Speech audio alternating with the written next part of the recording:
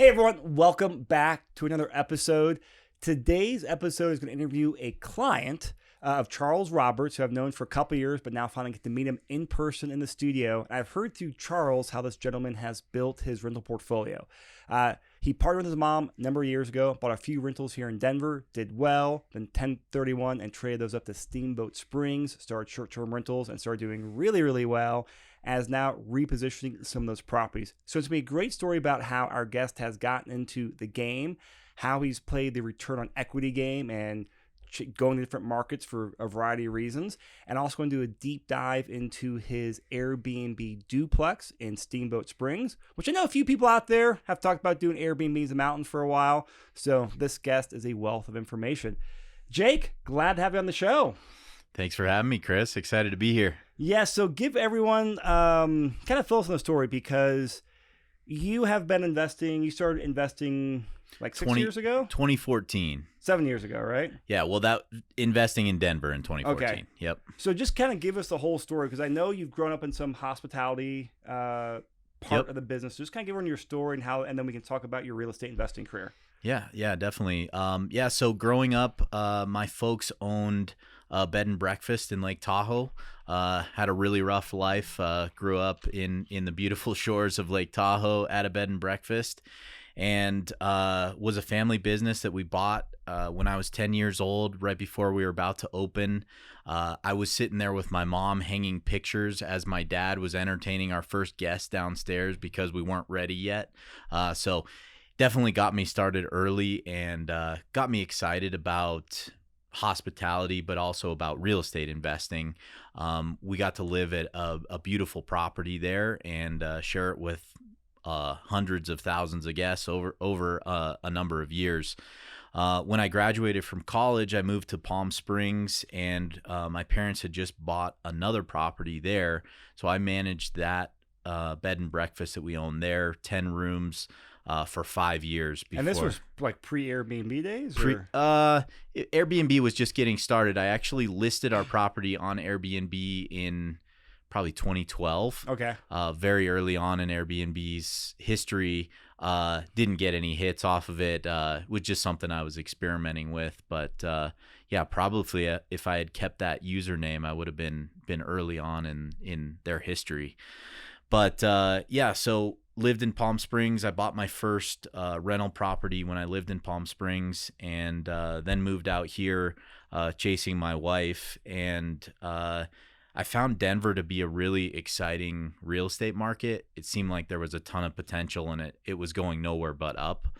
So I bought my first townhouse with the help of my mom, and this was right after we sold both of our bed and breakfast properties. So my mom got a chunk of money, but it wasn't really enough for her to retire on. So we talked about it, and I said, hey, why don't we pair up together? I'll do all the work, I'll do the property management, and you put up some money initially. So the first property we bought was on 17th Avenue in Lakewood. We purchased it for $180,000 in 2014. We leased it before we closed. Lease was for $1,550 a month, and we were able to bump that up about $100 a year each year after. And this was just a long-term rental? Just a long-term rental. We held it for 3 years. I was watching property values, realized that it was worth over $300,000. So I put it on the market, sold it for $308,000 3 years later. Made a nice little profit on it, and we 1031 that into our first Airbnb property up in Steamboat Springs. The investment that I did with Charles was actually a fourplex, so this was in between buying the townhouse and purchasing our first place up in Steamboat Springs. But he found a fourplex that we both saw a lot of potential in. 4 2-bed, 1-bath units in right around Alameda and Colfax. Mm-hmm. And we did a lot of work on it, and it was way more work than we expected, but it turned out to be great. And we ended up selling that one about 6 months after we sold the one on 17th Avenue, and we bought our second Airbnb property up in Steamboat Springs. So we transitioned from long-term rentals into the short-term rentals up in Steamboat Springs. And the reason we went into Steamboat Springs was I was evaluating all the other mountain communities, and we just realized that you got so much more bang for your buck in Steamboat. So we targeted those. And along the same lines with that was most people buy a condo, or maybe if they have a lot of money, they're buying a single family home if they're looking to do a short-term rental. I was looking at all the prices and I'm saying, okay, I can buy a 2-bedroom condo for $300,000. I could buy a 3-bedroom house for $800,000, or I could buy 3 units for $650,000. It's like, well, yeah, I'm going to go for the multifamily. Wow. Okay. Yeah, I'm going to go for the multifamily, and I'm going to put the work in and make it look nice. And so it's been a real area of success for us, and something that I think a lot of people were overlooking at the time, the fact that you could buy a duplex and turn it into a short-term And what rental. year was this when you did these 1031s? We bought the first property up in Steamboat in November of 17, and we bought the second property in July of 18. Okay, so 4 or 5 years ago. And before we move on to the I want to go into dive into details on this duplex and Steamboat, because there's great story and also some great numbers. Yeah. I did a horrible introduction. This is Jake Cohen. I forgot to mention your name, so I apologize on there. That's all right. And also, Eric Mias is on the podcast as well. We got talking this story, Eric. No offense to you, man. So I want to loop Eric in here, because as you guys are doing, as you're doing your Steamboat Springs, kind of got 2 things going on here. Eric came on as your project manager, help out with some properties, and also you guys are now in the process of also taking all the knowledge you've accumulated from these properties, these short-term rentals, and creating a course to help people self-manage short-term rentals as well. So we'll talk more about that later. But Eric, yes, better late than never. Welcome, man. Thank you. Nice to be here with you guys. I think recording our podcast earlier threw me off. I know. So I apologize, I'm man. a fixture in the room. So in my now. mind, I already introduced you, but second time for the day. So I appreciate it, guys. So, all right. So Jake, you 1031 this money, and you bought. Which money went to the duplex? Was it the condo or was it the fourplex? The townhouse went to the duplex. Okay. Yep. So, the cool part about this is, I think our down payment on that townhouse, $180,000, just off the top of my head, I'm going to say it was somewhere like $40,000 that we put down on that property. And, when we cashed out, I think our 1031 exchange, was something like $110,000. So that was enough for our down payment on a duplex in Steamboat Springs. We bought that for $474,000. We got a $15,000 credit at closing. The property was in pretty rough shape. It needed pretty much everything. And it had some foundation issues. There were a number of things during our inspection. We said, okay, these are really bad. We already knew we were going to do a full cosmetic remodel of it. But once we got into it, we ended up spending almost $240,000 on the renovation and furnishing the property. And if I was going to do it again, I think I could get that down to about maybe 150, maybe a little less than that.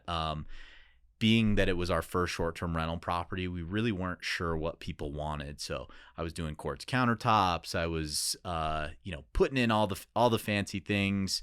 You paid for your education, right? I paid for my education. That's a great way to put it. I got the fancy linens. I did all the things that I thought you needed to do for a short-term rental, not thinking through the end goal here of where we were going to end up. But I love paying for my education because you learn so much better when you pay for it. And that's great attitude. So I want to pull up the spreadsheet now. Yep. And just so the audience knows, Jake can prepare with some numbers. So we're gonna pick his brain on short-term rentals, because this is an area that I know very little about, but I know myself and a lot of other people just have lots of questions about mountain markets and short-term rentals. Because I imagine you've probably been up there a couple times yourself to enjoy Steamboat Springs. Is that that's a big side correct benefit? Assumption? Yeah, big side benefit. My wife really wasn't very interested in real estate investing until I said, hey, maybe we should buy a place in one of the mountain communities. And suddenly my wife was really interested in real estate investing.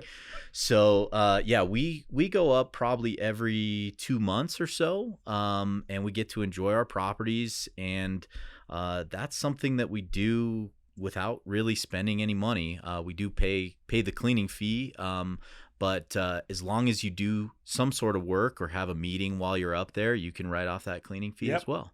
So really awesome. So yeah, let's run through the spreadsheet. All right, so I got the spreadsheet pulled up. So listeners, we'll talk the numbers. You can always watch us on YouTube and the blog post. So you said they bought the place for $470? $474. $474. And then what was your financing like? We were a 25% down. Okay. Yep. It was a traditional financing at the time. I think we were at 5 1/8. 5.1. Yep. Perfect. And then what would you say, like, just ballpark your acquisition cost, just closing costs and all the general fees? I think we ended up rolling almost all of that in because, sorry, pen drop there. Like to play with things with my hands here. I think we pretty much rolled that all in. So I got another one. I'm good. Oh. Well, yeah. I didn't need it. I would have gotten it. You got to have your fidgeter. I'm a fidgeter too, so I get it. All right, so you rolled in there, but you still, what, $8,000 is a good ballpark? Sure. That we can kind of calculate numbers on here. Yep. Now, I know you said there were some issues on the property, and there was the expected issues, like some unexpected things from reading a great blog post you put together. Yep. You got some seller credits. Like, what did you get? We got $15,000 seller credit. The main reason for that was we got a bid and we got a structural engineering report from an engineer in the area. The bid was to put in helical piers along the backside of the property. It's on a steep slope, and the backside of the property was bowing. The second floor was bowing significantly. So the reason for that was snow buildup, and it basically just went right into that second floor. So when we purchased the property, we realized this needed a significant repair. I got a quote, and I think the quote was something like $10,000 plus X number of dollars per feet that they have to dig down for these helical piers. Of course, it was the maximum number of feet that they had to dig down. So it turned out to be, I think, a $25,000 or $27,000 repair, and I got 15 for it. So not horrible. So when you bought the property, how much did you estimate in repair cost? How much did I estimate? How much did you estimate versus reality? Because I know there's some difference on here. I think my estimate was in the range of $80,000. All right, so we're going to put that in here for initial repair cost. Good learning, guys. 5 1/8 in interest rate. Now let's talk about the rental income. Mm-hmm. What? I don't know if you want to talk numbers now or numbers back then. I guess numbers now is probably what you have, right? Yeah, and no, I have them all. Okay. Honestly, the rental numbers. My first year, 2018, we started renting towards the end of January, and our total income for that year was $80,760. Okay. So our income in 2020, which was a COVID year, was $82,000. So our best year was about $90,000 on the property for our income. So over the years, not a huge increase in income. Not a huge increase. Honestly, in 2020, I think we probably would have hit 100,000 if we kept it for the whole year. Just looking at the initial numbers for 2021, we did over $40,000 in the first 3 months of 2021. But you guys got shut down for a few months up there, right? In 2020, we did. So, this is for 2 units. So we had a 2-bedroom, 1-bath up and a 1-bed, 1-bath down. It's the income looks great, but obviously there's a lot of expenses that come out as well. Cleaning fees and management and all that. So it takes a little more than just your general rental. Yeah, let's talk about it. So I'm gonna put vacancy at 0% since this is your actual income. It's already factored in there. Yep. property management, you self-manage this, right? Correct. Yeah. So yeah, I self manage everything. And to be honest, after the learning curve of figuring out that there's software that can send automated emails and there's a pricing program that can price everything automatically for me and factor in when things are up and when things are down.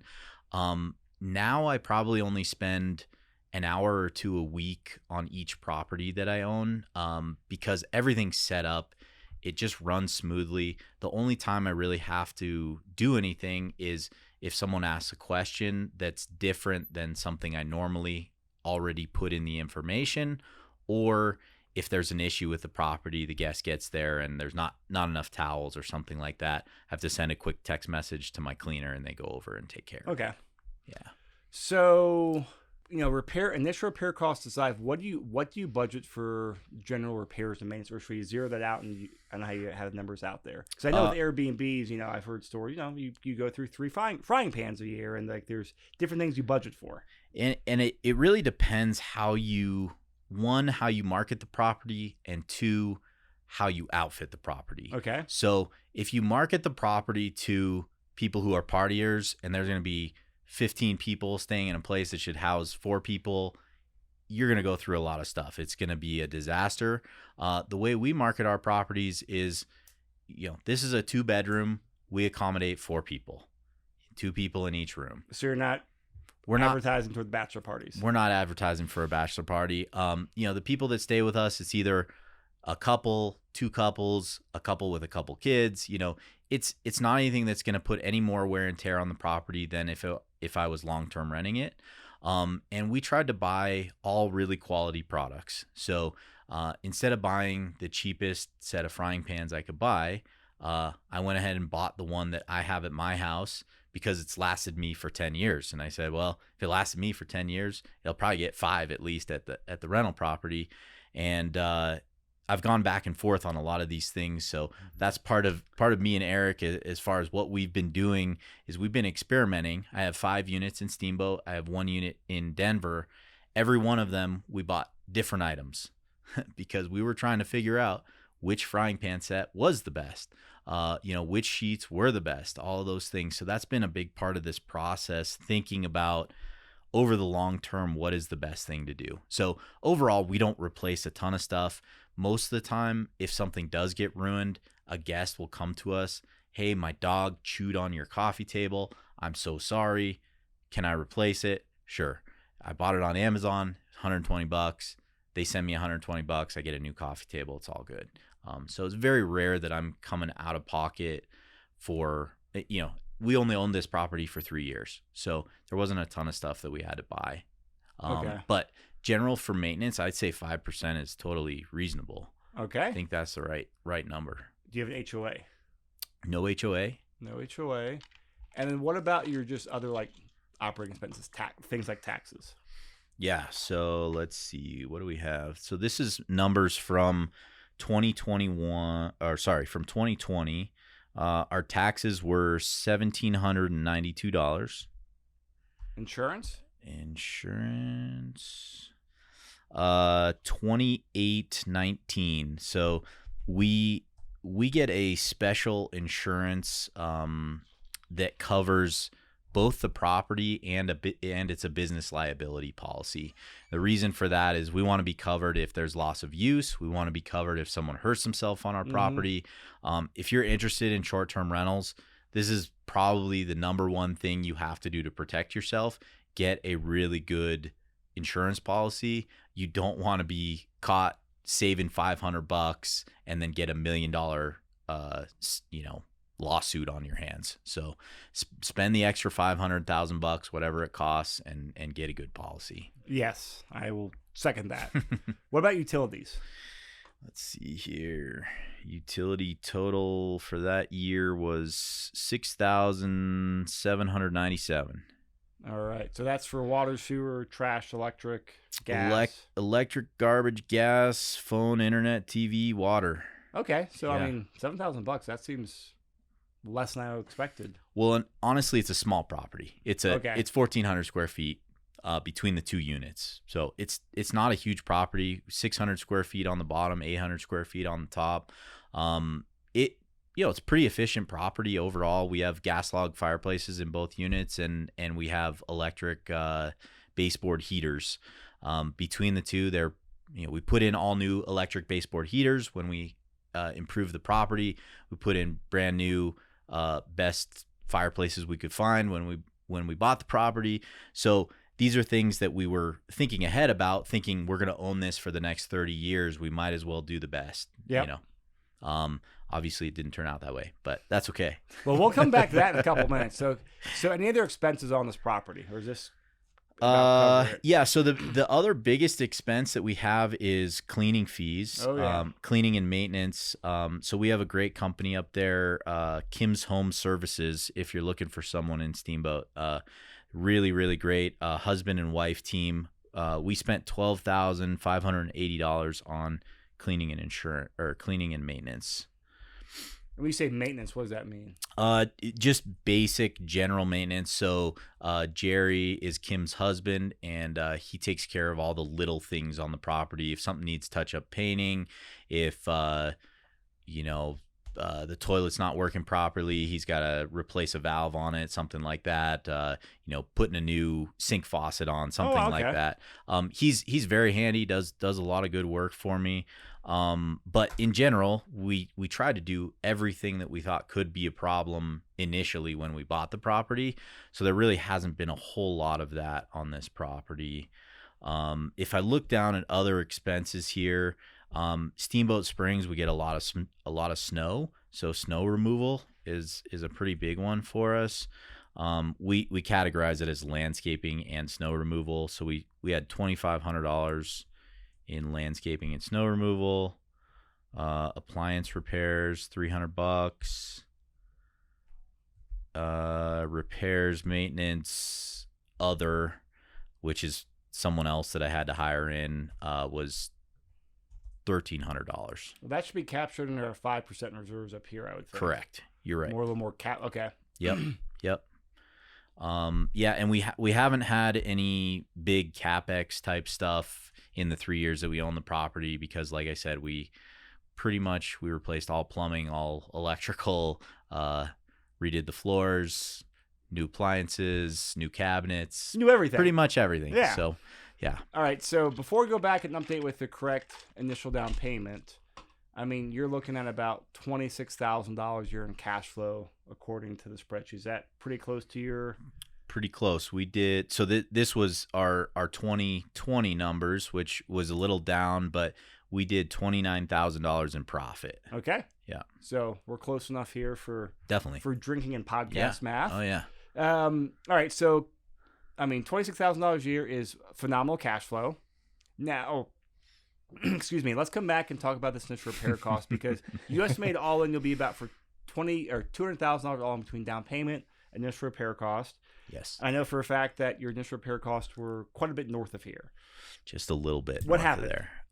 Well, I think part of it was inexperience, not knowing what I should know, and part of it was me trying to make this the best place in Steamboat. And the reality is, it's a small duplex. It's a mile from the mountain. It's never going to compete with the properties on the mountain that cost $1,000 a night to rent. So I wasn't quite thinking through exactly who my guest is, and if I had, I probably could have saved myself $50,000 right off the bat by realizing that I'm catering to guys like me. At the time I was 31 years old. I have a wife, and we just want to come up and ski. We want to have a nice place, but we're not going to spend $1,000 a night. We're probably going to spend $150, $200 a night, something like that. And that's really been our ballpark. That's been the right market for us. So we did some things right. We bought a lot of our furnishings at IKEA and didn't spend a huge amount of money on some of those things, but I probably spent $6,000 or $8,000 on linens because I wanted it to be really nice linens, and yeah, I could have saved some money there, things like that. So what was the actual like total all-in repair cost in that, Yeah, that so year one-ish time frame or whatever you had budgeted? yeah, so we tried to push this really fast. So we bought this property. I think we closed 11/4 of 17, Okay. and my goal was to have it ready by Christmas. So a month and a half, give or take, was what So my aggressive timeline. yeah, and I was going to do helical piers, redo all electrical, all plumbing, complete cosmetic remodel, and double layer of drywall on the ceilings, new flooring, all new appliances, all new kitchen, everything. And it was crazy. What was I thinking? I had a contractor that said he could do it. So I said, no problem, we got this. And my goal was, okay, Christmas week, Christmas to New Year's, I'm going to make $10,000. So I need to be ready for Christmas to New Year's. I think we were actually ready about January 15th, which is still a great timeline. Still a great turnaround Yeah, time. great turnaround for what we did. But it cost me $240,000. And that was renovations and furnishings, everything that the house needed. But obviously that was 3 times what we initially budgeted. So, this was a situation where, I went into it and I said, okay, I've got a little extra set aside. We've got enough. And, I had to go to my mom, who was investing in this property, and say, I need another $100,000. And we had set aside enough to have, I think we had about 150 set aside just in case things went really crazy wrong, and I needed to get another $100,000 from her. So hard conversation to have. My mom was my investor in this project, and I felt like I let her down by getting to that number. That being said, we could see the light at the end of the tunnel, and we realized this was going to be a really great place. Based on the projections that I got from property managers, we were going to do about $5,000 a month in rental income. And at the time, I thought that was incredible. We ended up doing way more than that, and just crushing the numbers that the property managers had estimated for me. So in the end, it worked out.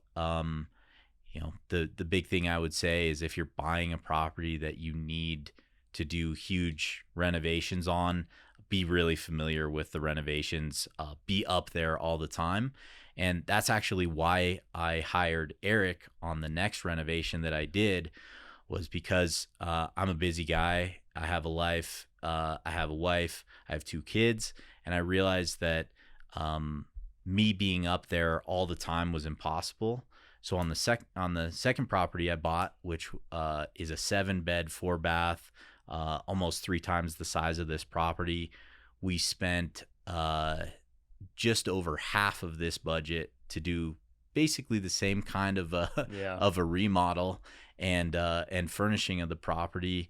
And I think a big reason for that was we had eyes on it all the time. So we switched off. I would go up one week, Eric would go up the next week, and we made sure that everything was lining up. If anything was getting delayed, we were on it immediately. If a delivery from Home Depot didn't show up, we called Home Depot that day. Those little things, keeping on top of them, can mean thousands and thousands of dollars to your bottom. Oh, they line. add up a lot. Yeah. So you stepped in, Eric, and project managed this next one. Yeah, we were able to tag team, and I think that, to Jake's point, we were able to do every other week. So a lot can happen in 2 weeks, and if it was just Jake trying to do it all himself, I think it would have probably taken quite a bit longer. So Definitely. So that was really cool to be able to get that experience, tearing stuff down to pretty much to the sub 4 and going up from there. Yeah. Yeah. And so a couple good points to, because the numbers here, the story, it's great so far, but 2 things for people to keep in mind that, Jake handled was, budget renovations way out of his scope. And we all talk about keeping reserves, but keeping an extra $150,000 in reserves, most people don't have it. So really know those numbers, and luckily you're able to figure it out and make it happen. But if you couldn't, that could put you in a bad spot.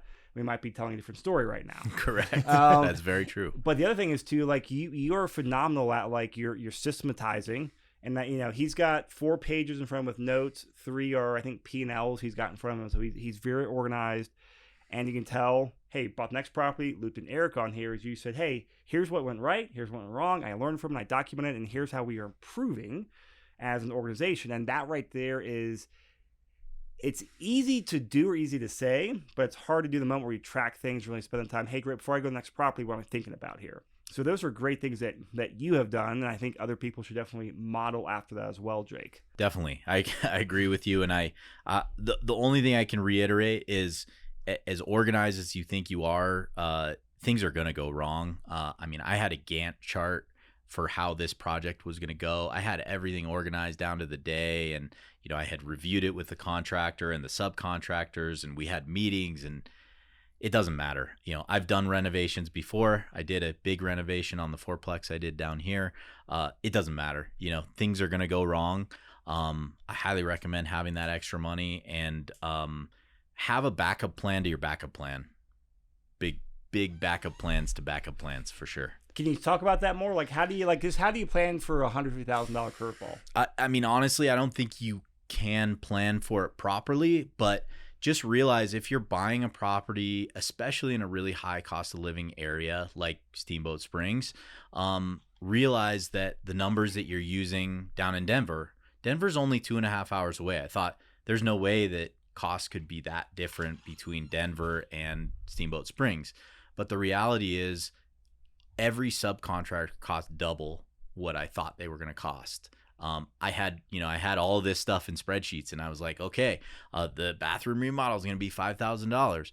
Well, when I finally got the numbers back, it was $10,000 or $12,000. And these are things that one of the biggest mistakes I made on this project is I hired a general contractor that I didn't know, and he didn't do a bad job. He did this whole project in 2 months.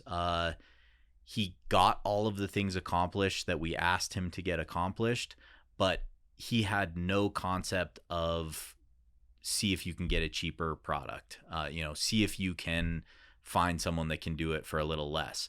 And probably the biggest reason for that was because I was pushing him so hard on we have to be done by Christmas. You're going for speed. I was going for speed. Yeah, you pay for speed. I paid for speed, and maybe if I had took a step back and realized, hey, if I take a couple more months on this, I might be able to save $50,000 by getting a couple more bids.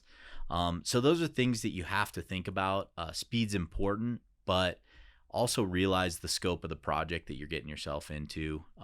But yeah, it was a great learning experience for me, and every project that I've done since then has gone immensely more smoothly because of the problems that I had on this project. And those problems weren't horrible. They were money and they were time, and those are things that you can fix. But I know I'm buying a duplex right now in Gulf Shores, Alabama.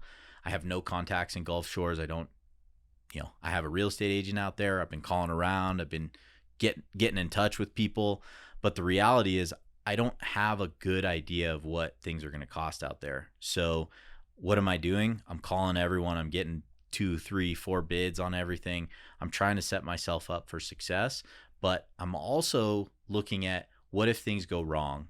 And so we've done things like get a HELOC on another property to make sure we have a little extra money just in case things don't go right. Because the worst case scenario is you can see the end of this project. It's 2 weeks, it's a month away, and you run out of money. And now you have a property that could be earning you $10,000, $15,000, $20,000 a month if you could just finish it, but you don't have enough money to pay the guys. That's horrible. You're in a bad spot there. You're going to sell your property for, a lot less than you should. And you're going to put yourself in a bad spot. So do anything you can to have that backup. And I think whether it's your parents, it's a HELOC, it's a investor that you have kind of sitting on the sidelines. Hey, I may need $50,000 just in case. Anything you can do to have that backup plan is really important. That's great advice. And this place you're buying in Alabama, this is because you're 1031ing out of this duplex. Is this what you're buying the proceeds from? Is this the trade up game you're playing? Yes. Okay. Yes. So that's the other part of the story is right now, if you're talking about this duplex, you're in the, you're in the process of selling or have sold it, right? Yeah, it closed a few days ago. Well, congratulations. So, yeah, thank you. Yeah. Real curious though. Okay, so so you bought for 474. Yep. You dumped in 240. What'd you sell it for? Can you share? Yeah. 877,800. Wow. So you had some probably great appreciation. Also, just was that more appreciation or property improvement? I think or it was. Do you know? I think that we way over improved the property. To be honest, like I said, I think we could have done this for probably half of what we did if we did it the right way.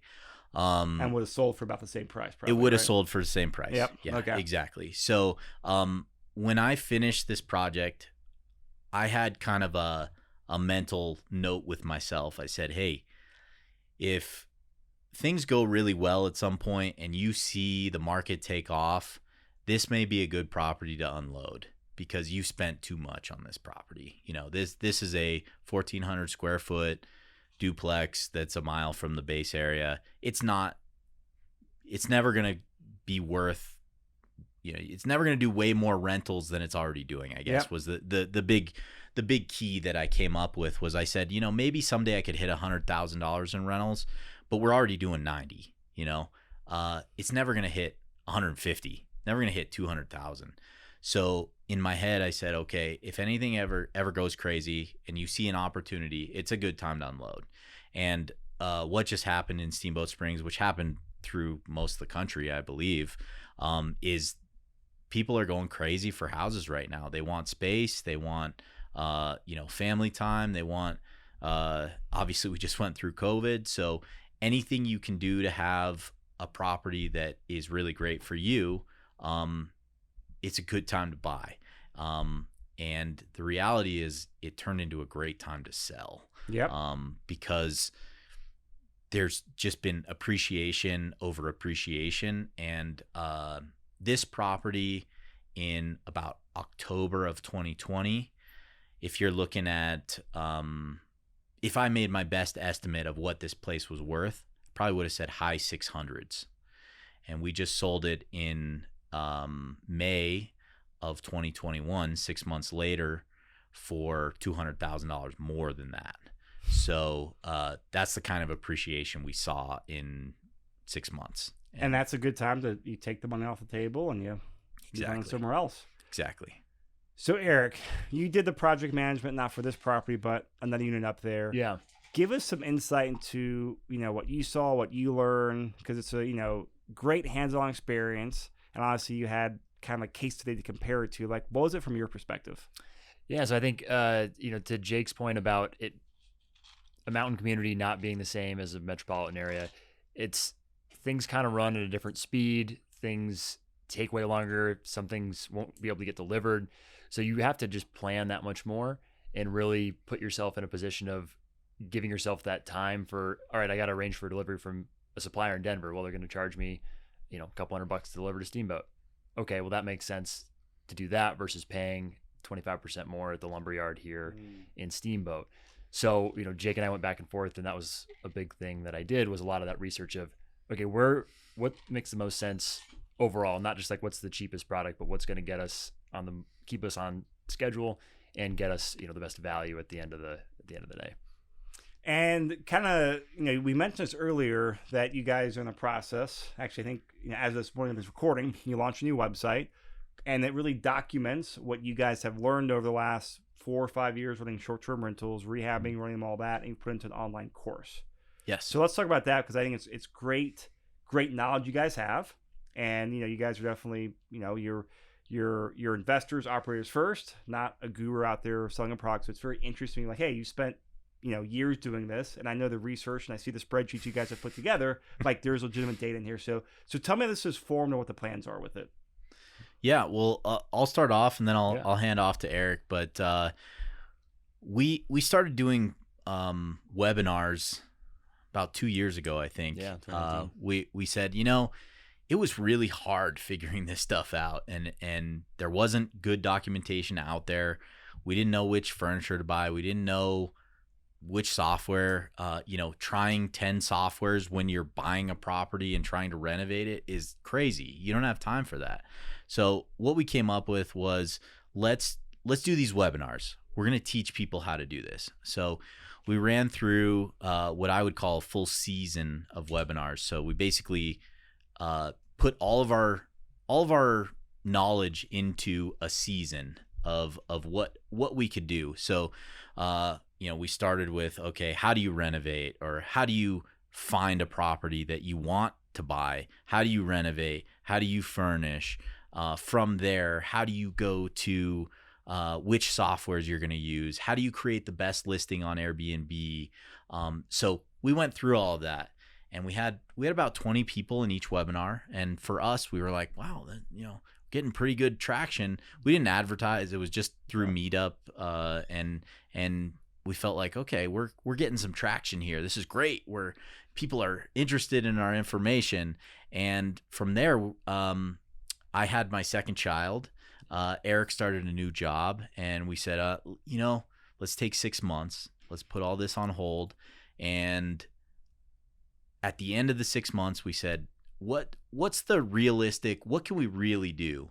And so we came up with creating a video and other information type course where people can see me teaching them how to do all these things, and then the documentation next to that of, here's the actual email I send out to people when they check into the property. Here's the software that I use, and this is how I set it up. And so we've created an online course where people can walk step by step through stage 1, I have no idea what I'm doing, to stage 10, I'm a super host on Airbnb, and I'm dominating the world. So I've been doing the videos, so you'll see my face a lot. Unfortunately, Eric's face looks a lot prettier than mine, but I'm the one with that information for you. But Eric's been doing all the back end and doing an incredible job making the website and getting everything to work properly, which I don't understand in the slightest. So Eric, thank you for doing all that back end work. Oh, you're welcome, Jake, and thank you for spending all the time on the different softwares to know what works best. So, so I think to echo Jake, this is something we spend a lot of time and energy on. Jake obviously have multiple properties, and it's not something that most people have the time or inclination to research and start from ground zero. So that's what our main goal with this is, to help people get started and really set themselves up for success and save the headache and the time that it took us to get to that point. So, we're putting this out there as a free online course. We want to get people started in the short-term rental space, and we feel confident that the knowledge that we've got can be really helpful for others getting started. I think one thing that is a little different than most of the other courses you're going to see out there. I get advertisements all the time. I made $1 million on Airbnb. I manage 1,000 properties on Airbnb. This isn't for people who want to manage 1,000 properties. Yeah. It's not for people who want to make $1 million. It's for a local investor that maybe has a duplex and wants to try Airbnb-ing. It's for someone who has some extra space in their basement and they're thinking about adding a door so that they could create an Airbnb rental. It's for someone who wants to have a beach house on the coast or a mountain property, and they want to actually earn some money from it. The crazy thing about short-term rentals is property management costs are usually 20 to 45%. So the reality is, if you buy that condo that you want to go stay in 2, 3, 4 times a year in the mountains, you're not going to make any money off of it. If you're paying a property manager 20 to 45%. If you can spend an hour or two a week and do it yourself, you might earn $20,000 a year.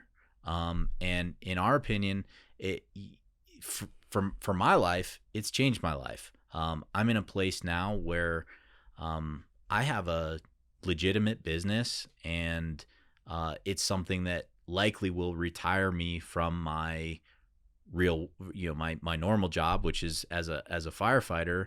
in the next 5 to 10 years, because I will be able to use the money that we initially invested in these 2 properties in Denver to create this short-term rental little empire that I'm creating, and it will be enough for my family to live on, into the future, which is really exciting.